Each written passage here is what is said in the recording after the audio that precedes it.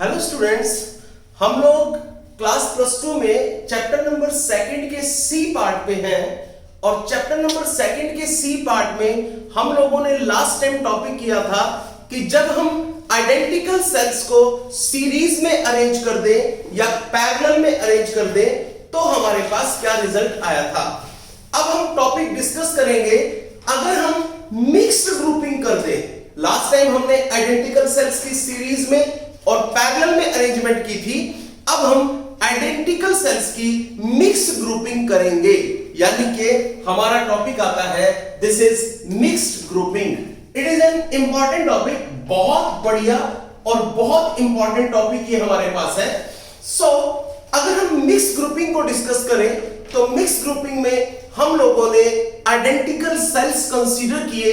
We consider large number of identical cells, बहुत सारे identical sales हमने कंसीडर किए, जिन आइडेंटिकल सेल्स में से हर एक सेल का ईएमएफ जो है वो हर एक सेल का ईएमएफ ई है और हर एक सेल का इंटरनल रेजिस्टेंस आर है। हम लोगों ने यहां पर उन सेल्स को अरेंज किया। देखिए हम किस तरीके से उसकी अरेंजमेंट को डिस्कस करते हैं। हम लोगों ने सबसे पहले यहां पर फर्स्ट रो ली, ये लीजिए, ये हमारे पास फर्स्ट रो है, ये फर्स्ट सेल, उसके साथ ये सेकंड सेल, उसके साथ ये थर्ड सेल। इस तरीके से हमने बहुत सारे सेल्स को सीरीज में अरेंज किया। ये लीजिए, अब क्वेश्चन आया हमने यहां पर कितने सेल लिए, तो आंसर आया हमने यहां पर n सेल लिए हैं। हमने यहां पर एक रो में n सेल लिए हैं। ये हमने सेकंड रो ली, ये रही हमारे पास ये सेकंड रो हम लोगों ने यहां पर अरेंज की इस तरीके से। उसके बाद हम आगे चलते हैं, ये हमारा लास्ट सेल है सेकंड रो का। इन द सेम वे हम लोगों ने यहां पर m सेल्स कंसीडर कर ली है। हमने यहां पर m सेल्स कंसीडर की। ये हमारा mth सेल, mth रो ये हमारे पास है यहां पर इस तरीके से। अब हम यहां पर आगे डिस्कस करते हैं। आई रिपीट अगेन, मैंने यहां पर बहुत सारी रो कंसीडर की है।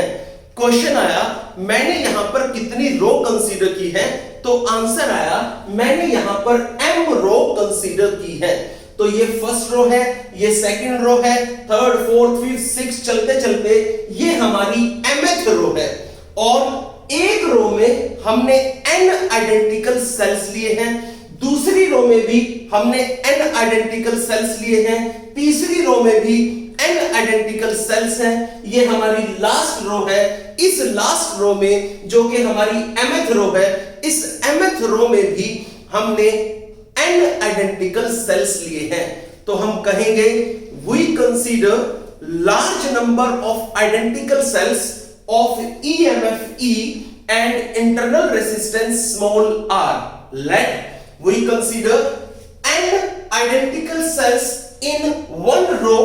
You can also say that let us consider n identical cells in each row and such m rows are considered. हमने एक सेल में, एक रो में n आइडेंटिकल सेल्स लिए हैं और ऐसी ऐसी हम लोगों ने m रो ले ली है। आगे चलिए, यहां से हमने इन सभी के सभी सेल्स के नेगेटिव को एक तरफ कनेक्ट किया। ये लीजिए, इन सभी के सभी सेल्स का नेगेटिव एक तरफ कनेक्ट है और इन सब का पॉजिटिव यहां पर एक तरफ कनेक्ट है। ये लीजिए, इस तरह से हमने इन सब का नेगेटिव एक तरफ कनेक्ट रखा, इन सब का पॉजिटिव हमने एक तरफ कनेक्ट रखा। यहां से आगे चलिए, इस तरह से हम यहां पर आए, यहां पर पहुंचे। ये हम लोगों ने एक रेसिस्टेंस लगा दिया, यहां पर है, और यहां से हमने इसके साथ इस पोर्शन में, ये लीजिए, यहां पर हम लोगों ने इस कनेक्शन को कंप्लीट कर दिया है। आगे चलिए, ये वाला पॉइंट हमारा ए पॉइंट है, ये वाला पॉइंट हमारा बी पॉइंट है। हम इससे आगे डिस्कस करना अब यहां पर शुरू करते हैं। चलिए, इससे आगे हम यहां पर अब आ रहे हैं। आप इस पॉइंट को ध्यान से समझिए। आप एक बार दोबारा डायग्राम ध्यान से देखिए। यहां पर हम लोगों ने बहुत सारे आइडेंटिकल सेल्स कंसीडर किए, और जो बहुत सारे आइडेंटिकल सेल्स कंसीडर किए हैं उनमें से हर एक रो की अगर बात करें तो यहां पर एक रो में हमने एन सेल लिए, दूसरी रो में भी एन सेल लिए, तीसरी रो में भी एन सेल लिए, और ऐसी ऐसी हमने एम रोज कंसीडर कर ली हैं। आगे चलिए, यहां से हमने कनेक्शन इधर, यहां से कनेक्शन इधर, और ये आर रेसिस्टेंस के साथ हमने इस चीज को अटैच किया है। अब हम आगे बढ़ते हैं। ये बताइए, जब हम लोगों ने कहा कि हर एक सेल का ईएमएफ ई है, यहां पर भी ईएमएफ ई, ये भी ईएमएफ ई है, ये वाला ईएमएफ ई है, इंटरनल रेजिस्टेंस यहां पर आर, यहां पर आर, यहां पर आर, यहां पर भी आर है, हर केस में ऐसा ही है, इसके अंदर भी, इसके अंदर भी, इसके अंदर भी। अब आप सबसे पहली फर्स्ट रो लें, पहली लाइन आप ले लें। आप ये बताइए, यहां पर हम लोगों ने कितने सेल लिए हैं एक रो में? तो आंसर आया, हम लोगों ने यहां पर n सेल लिए हैं एक रो में। अब आप ये बताइए, एक रो के अंदर जो n सेल हमने लिए हैं, हर एक सेल का ईएमएफ ई है, और ये सारे के सारे सेल हमारे सीरीज में अरेंज है। तो आप यहां से बताइए, net EMF of n cells क्या बनेगा? हम कहेंगे यहां से net EMF of n cells। हमारे पास जो हमने n सेल जो लिए हैं, मैं इसको ऐसे लिखूंगा, net EMF of n cell in one row, ऐसा आप मान लीजिए, ये रहा, and this is equal to n into E, because ये सभी के सभी यहां पर पैरेलल, सभी के सभी यहां पर सीरीज में अरेंज है। अब आप इसका दूसरा पॉइंट समझिए, पहली रो में जितने भी सेल हैं सबका नेट ईएमएफ एन ई हुआ, दूसरी रो में जितने भी सेल हैं सबका नेट ईएमएफ फिर एन ई हुआ, लास्ट रो में जितने भी सेल हैं सबका नेट ईएमएफ एन ई हुआ। आप ऐसा कह सकते हैं, यहां पर जितने भी सेल हमने लिए उन सभी के सभी सेल्स का ईएमएफ ई है, सभी के सभी सेल्स का इंटरनल रेजिस्टेंस स्मॉल आर है, और पहली रो में नेट ईएमएफ एन ई हुआ, दूसरी रो में नेट ईएमएफ फिर एन ई हुआ, तीसरी रो में भी नेट ईएमएफ एन ई होगा, इस तरीके से हर रो में नेट ईएमएफ एन ई होगा, और लास्ट रो में भी नेट ईएमएफ हमारा एन ई हो जाता है।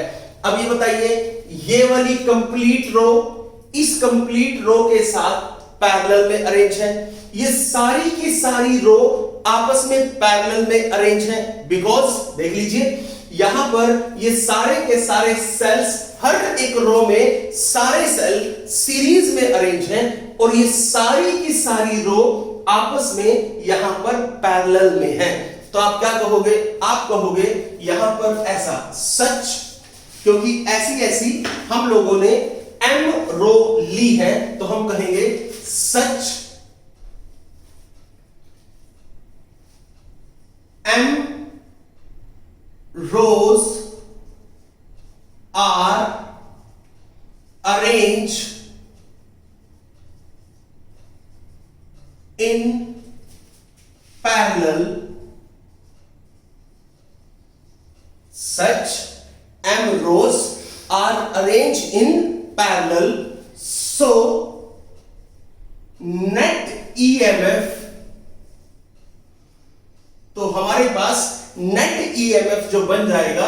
अब आप सोच के बताइए, ये यहां पर इसका पूरी रो का ईएमएफ एनई है, इस दूसरी रो का भी ईएमएफ एनई है, तीसरी रो का भी ईएमएफ एनई है, लास्ट रो, हर एक रो का नेट ईएमएफ एनई है, और ये सारी की सारी रोज आपस में पैरेलल है, और पैरेलल में जो पोटेंशियल होता है यानी कि जो ईएमएफ होता है वो सेम होता है। तो यहां पर हर एक रो का नेट ईएमएफ एनई है और सभी रोज पैरेलल में है, तो सबका मिलाकर के नेट ईएमएफ भी एनई होगा। तो आप लिखोगे such m rows are arranged in parallel, so net EMF is equal to n into E।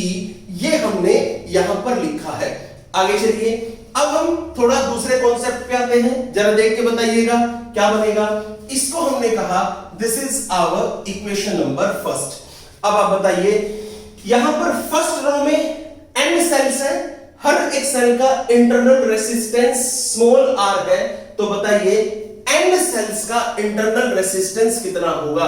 हर एक सेल का इंटरनल रेसिस्टेंस स्मॉल r है, तो और ये सारे के सारे सेल्स आपस में सीरीज में अरेंज है, तो आप कहोगे कि जो नेट रेसिस्टेंस होगा एक लाइन का, हम उसके बारे में बात करते हैं। क्या होगा? This is net internal resistance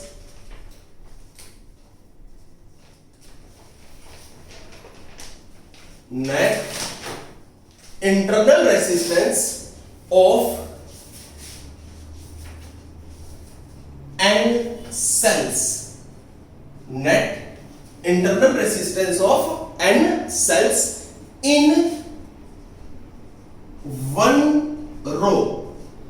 पहली रो में या किसी भी एक रो में जो नेट इंटरनल रेसिस्टेंस होगा n सेल्स का, that will B n into r, ये होगा।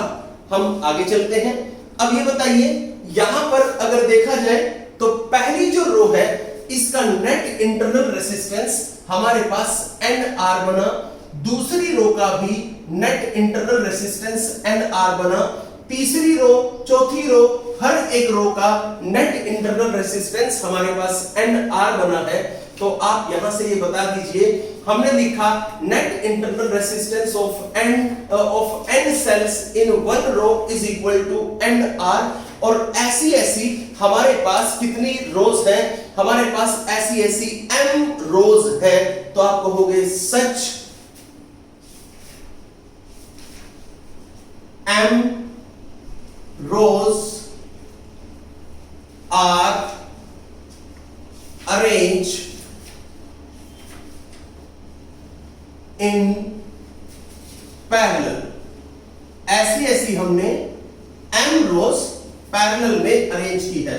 So net internal resistance, net internal resistance, बताइए नेट इंटरनल रेसिस्टेंस जो हमारे पास बनेगा दैट विल बी, वो कितना होगा? वो हमारे पास हुआ this is n into r। अब आप ध्यान से समझिए, यहां पर हम किस तरीके से करेंगे इसको। पहले मैं आपको कैलकुलेट करना सिखाता हूं, पहले मैं इसकी वैल्यू लिख देता हूं कंप्लीट, उसके बाद आपको कैलकुलेट करना सिखाता हूं। एक बात बताइए, यहां पर ये रेसिस्टेंस टोटल मिलाकर NR है, ये भी NR है, हर एक रेसिस्टेंस NR है। ऐसे ऐसे यहां पर m लाइंस है, m रो यहां पर है, तो आप बताइए टोटल रेसिस्टेंस पैरेलल में आपको कितना मिलेगा? That will B 1/RB। किसके बराबर होगा? यहां पर आपको रिजल्ट पता होगा 1/R1 plus 1/R2 plus 1/R3 up to 1/Rn। अब बताइए 1/R1 क्या होगा? 1/R1 is 1/NR plus 1/NR plus and so on. फिर mth रो के लिए आएगा 1/NR।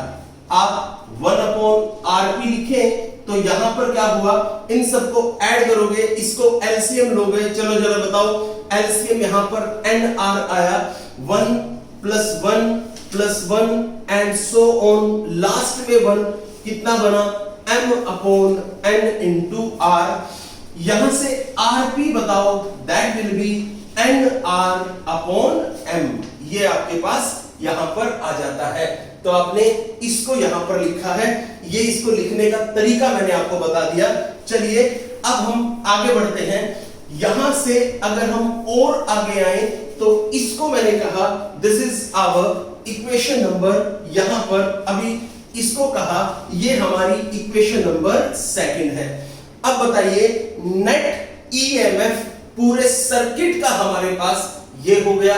अब बताइए नेट रेसिस्टेंस पूरे सर्किट का हमारे पास। अब देखिए इन सब का मिलाकर के नेट इंटरनल रेसिस्टेंस ये वाला है, बाहर ये एक्सटर्नल रेसिस्टेंस है। तो आप यहां पर लिखेंगे नाउ नेट रेसिस्टेंस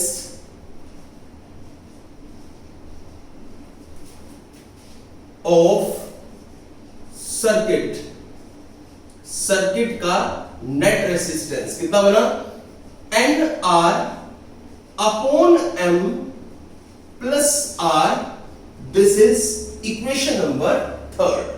चलिए अब हम यहां से करंट की वैल्यू को कैलकुलेट करते हैं। Now current I is equal to, आपको पता है करंट क्या होता है, I is equal to V upon R। अब V की जगह हमारे पास टोटल EMF वो कितना है, this is N into E upon R की जगह टोटल रेसिस्टेंस सर्किट का कितना है, this is N R upon M plus R। यहां पर आइए, आगे बढ़िए, नेक्स्ट स्टेप।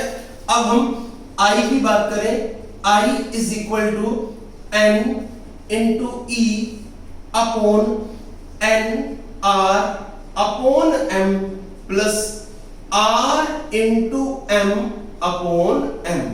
यानी कि हमने यहां M से मल्टीप्लाई किया और M से हमने डिवाइड कर दिया। अब हम आगे बढ़ते हैं, यहां पर हम लोगों ने इनका एलसीएम लिया, तो ये हमारे पास NE ये रहा अपॉन में, आगे बढ़िए, यहां पर हमने इनका एलसीएम लिया, M हमारे पास एलसीएम आया, आगे चलते हैं, यहां पर हमने लिखा this is N into R plus ये वाला M इंटू R। आगे चलिए, यहां से ये वाला M मूव करके ऊपर चला जाएगा, तो हमारे पास करंट की नेट वैल्यू आ चुकी है, ये वाला M ऊपर आया, this is N into M into E upon NR plus MR, ये हमारे पास यहां पर हो जाता है। अब हम इससे भी आगे चलते हैं, नेक्स्ट स्टेप जो हमारे पास है हम उस पर आते हैं, दिस इज यहां से अब हम जो लिखने वाले हैं उसको आप ध्यान से देखिए, I is equal to N into M into E upon, ये देखिए और इसको देखिए, ये दोनों वैल्यूज क्या है, हम इसको लिख सकते हैं, दिस इज यहां से NR स्क्वायर रूट का होल स्क्वायर प्लस, आगे चलिए, MR स्क्वायर रूट का होल स्क्वायर। देखिए स्क्वायर से स्क्वायर रूट कैंसिल होगा, NR आ जाएगा, स्क्वायर से स्क्वायर रूट कैंसिल होगा, MR आ जाएगा। आगे चलिए, नेक्स्ट यहां पर हम आगे बढ़ते हैं, माइनस यहां से आगे बढ़िए, दिस इज 2 और देखिए ये हमारे पास क्या है, 2NR इंटू MR, ये वाली वैल्यू हमने सब्ट्रैक्ट कर दी और यही वाली वैल्यू हमने यहां पर ऐड कर दी है, this is root NR into MR। आगे बढ़िए, ये क्या है, A square plus B square minus 2AB, आप ऐसे इसको लिख सकते हैं। दोबारा देख लीजिए मैंने क्या किया, यहां से ये NR है, मैंने NR का स्क्वायर रूट करके स्क्वायर लिखा ताकि स्क्वायर से स्क्वायर रूट कट जाए और मुझे NR ही मिल जाए, बट ऐसे भी लिखा जा सकता है, MR को ऐसे लिखा जा सकता है, -2 रूट NR MR इसमें से सब्ट्रैक्ट किया और +2 रूट NR MR इसमें ऐड कर दिया। अब आप देखिए यहां से दिस इज नाउ ये A स्क्वायर है, ये B स्क्वायर है, -2AB ये आपके पास हुआ, तो A square plus B square -2AB आपने यहां पर लिखा, this is I is equal to N M E upon, आगे बढ़िए, यहां पर क्या है, root NR minus root MR सारे का होल स्क्वायर।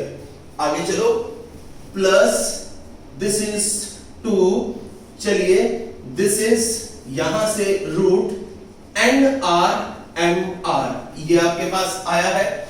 अगर मुझे करंट की वैल्यू मैक्सिमम चाहिए तो क्या होगा, मैं यहां पर लिखूंगा 4I मैक्सिमम।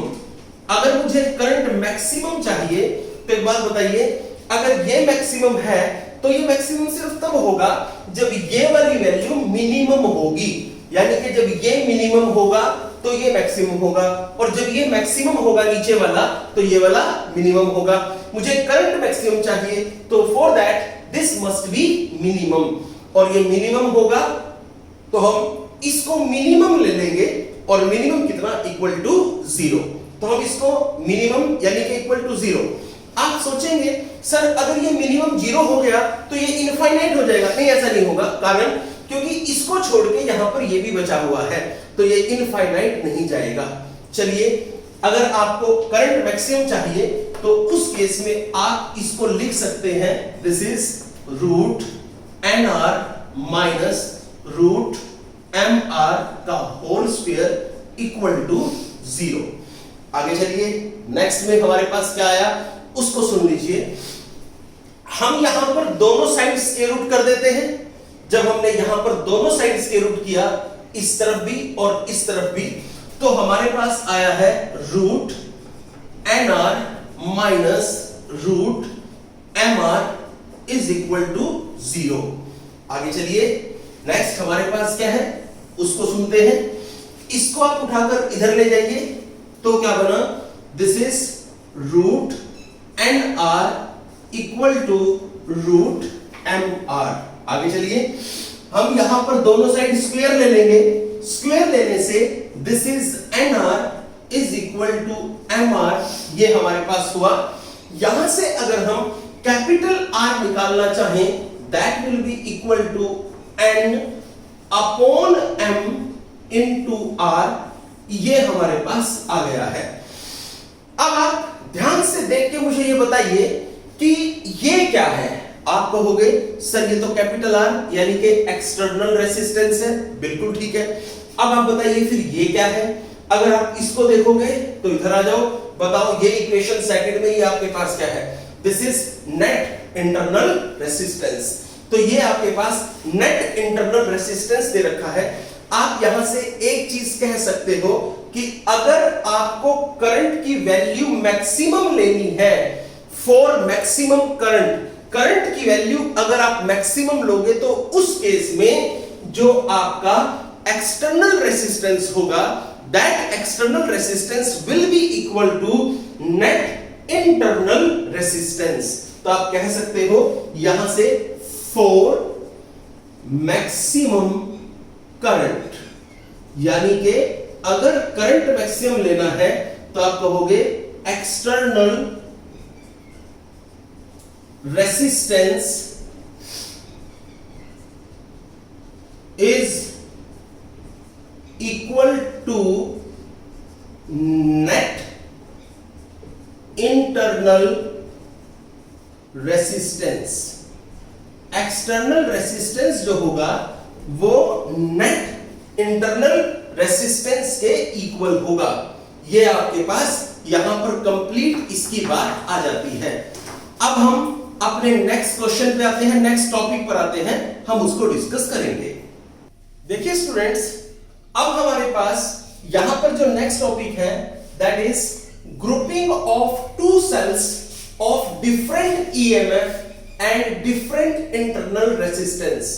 आपको यहां पर ग्रुपिंग करनी है, अरेंजमेंट करनी है दो सेल जिन दोनों का इंटरनल रेसिस्टेंस और जिन दोनों का EMF अलग अलग हो, तो आप कहोगे grouping of two cells of different EMF and different internal resistance. अभी तक हम लोगों ने ग्रुपिंग की है दो सेल या दो से ज्यादा सेल जो आइडेंटिकल सेल्स हैं। लास्ट लेक्चर में हमने टू आइडेंटिकल सेल्स को सीरीज में अरेंज किया, फिर हमने टू आइडेंटिकल सेल्स को पैरेलल में अरेंज किया। आज के लेक्चर में स्टार्टिंग में हमने टू से ज्यादा यानी कि हमने बहुत सारे सेल्स को, हमने आइडेंटिकल सेल्स को मिक्स ग्रुपिंग की है। अब हमारे पास यहां पर जो अब डिफरेंट सेल्स हैं यानी कि अनआइडेंटिकल सेल्स हैं, जिनका EMF भी अलग है, जिनका इंटरनल रेसिस्टेंस भी अलग है, और हम लोगों ने उनको अरेंज किया है सीरीज में। और अब हम यहां पर उनको इनको जब सीरीज में अरेंज करेंगे तो वहां पर हमें नेट ईएमएफ भी चाहिए और उनका नेट इंटरनल रेसिस्टेंस भी चाहिए। तो हम देखते हैं कैसे निकलेगा।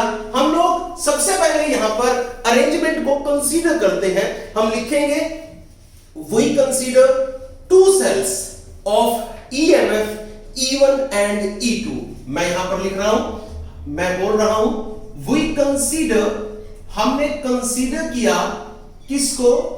टू सेल्स, हमने दो सेल यहां पर कंसीडर किए of EMF E1 and E2।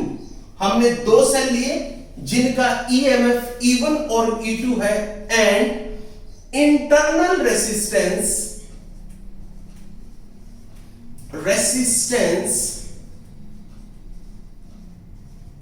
R1 and R2, उनका इंटरनल रेसिस्टेंस जो है that is R1 and R2। I repeat, we consider two cells of EMF E1 and E2, internal resistance R1 and R2, they are connected in series, so हम कहेंगे they are connected in series। हमने इनको series में connect किया है। तो आगे चलिए, यहां से अगर हम इस अरेंजमेंट को दिखाएं तो वो कुछ इस तरीके से होगी। यहां से हमने एक सेल लिया, ये रहा, दूसरा सेल हमने ये ले लिया, ये रहा, इन दोनों को हमने अरेंज किया।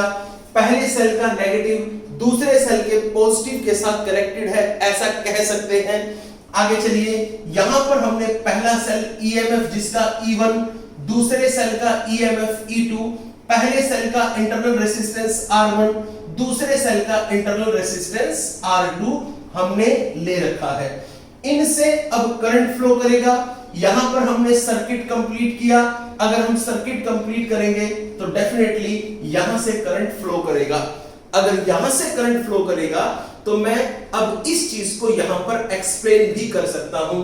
मैं कहूंगा अगर हम लोगों ने अभी तक करंट नहीं लिया तो पहले सेल का ईएमएफ E1 है, दूसरे सेल का ईएमएफ E2 है, पहले सेल का इंटरनल रेसिस्टेंस R1 है, दूसरे सेल का इंटरनल रेसिस्टेंस R2 है। अब हमने यहां से कहा कि अब मान लीजिए इनके अंदर से करंट फ्लो करना शुरू कर गया, तो हम कहेंगे let this combination provide a current I। तो हम कह देते हैं यहां पर लेट दिस कॉम्बिनेशन, हमने यहां पर जो कॉम्बिनेशन लगाया है that combination provides a current I। मान लो इस कॉम्बिनेशन से हमें I करंट मिला है। और दूसरी बात, यहां पर इनके अंदर पोटेंशियल डिफरेंस भी डेफिनेटली अब कुछ ना कुछ होगा, क्योंकि जब तक करंट नहीं लेंगे तब तक तो ईएमएफ है, लेकिन जब करंट लेना शुरू कर देंगे तो वहां पर पोटेंशियल डिफरेंस होगा। पहले सेल के अक्रॉस पोटेंशियल डिफरेंस मान लीजिए V1 है, दूसरे सेल के अक्रॉस पोटेंशियल डिफरेंस मान लीजिए V2 है। तो हम कहेंगे late V1 and V2 are the potential difference across the cell। हम ये कहेंगे कि मान लीजिए V1 and V2 are the potential difference across the two cell। दोनों के दोनों जो सेल हमने लिए हैं, इन सेल के क्रॉस पोटेंशियल डिफरेंस V1 और V2 है। अब ये बताइए, सबसे पहली बात, एक इक्वेशन आपको पता है V is equal to E minus I into R, ये हमारे पास होता है। तो यहां से आप क्या कहोगे? आप कह सकते हो V1 is equal to E1 minus I into R। एक चीज, अब यहां पर हुआ R1। अब आप कहोगे सर आपने इसको क्यों नहीं लिया? कारण यह है बेटा, यहां पर जो करंट है वो करंट की वैल्यू सेम रहेगी।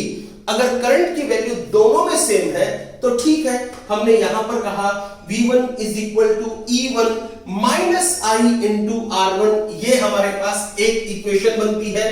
दूसरे सेल के अक्रॉस पोटेंशियल डिफरेंस देखें, V2 is equal to E2 minus I into R2, ये हमारे पास इक्वेशन नंबर सेकंड बनती है।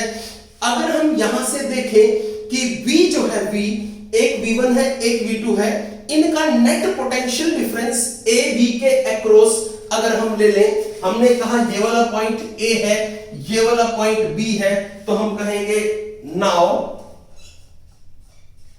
Late V is the net potential difference across A and B।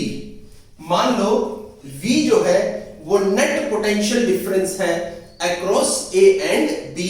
सो उस केस में आप मुझे सिर्फ इतना बता दीजिए, यहां पर आपको टोटल V की वैल्यू क्या मिलेगी, that will be V1 plus V2।